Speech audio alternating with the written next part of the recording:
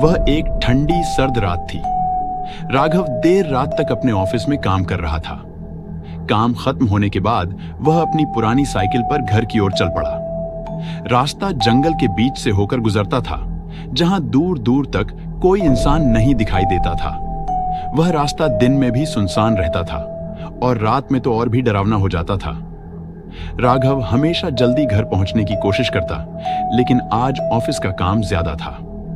जैसे ही वह जंगल के बीच पहुंचा, उसकी साइकिल की चेन अचानक टूट गई। चारों ओर घना अंधेरा था, सिर्फ हल्की सी चांदनी जमीन पर गिर रही थी। राघव ने साइकिल को ठीक करने की कोशिश की, लेकिन कामयाब नहीं हो पाया। अब उसे पैदल ही सफर करना था। राघव ने अपनी साइकिल को कंधे पर उठाया और जंगल के भीतर चलने लगा। अचानक उसे पीछे से किसी के पैरों की आहट सुनाई दी। वह रुक गया और पलट कर देखा, पर वहां कोई नहीं था। उसने सोचा शायद उसका वहम है और फिर आगे बढ़ गया। लेकिन कुछ ही कदम चलने के बाद फिर से आहट सुनाई दी।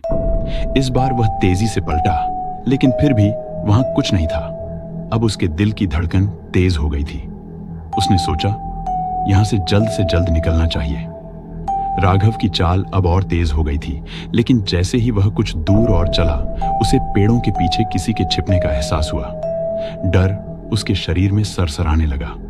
उसने हिम्मत करके आवाज लगाई, कौन है? बाहर आओ। लेकिन कोई जवाब नहीं आया।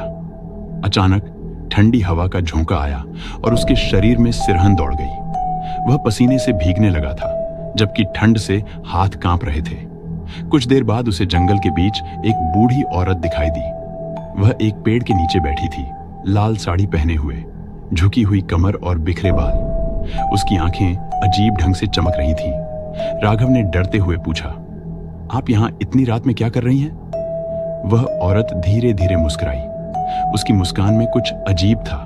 उसने धीरे से कहा, तुम यहां क्यों आए हो बेटे? यह जगह तुम्हारे लिए नहीं है। राघव का दिल अब जोरों से धड़कने लगा था। वह और कुछ बोलने से पहले ही औरत अचानक गायब हो गई।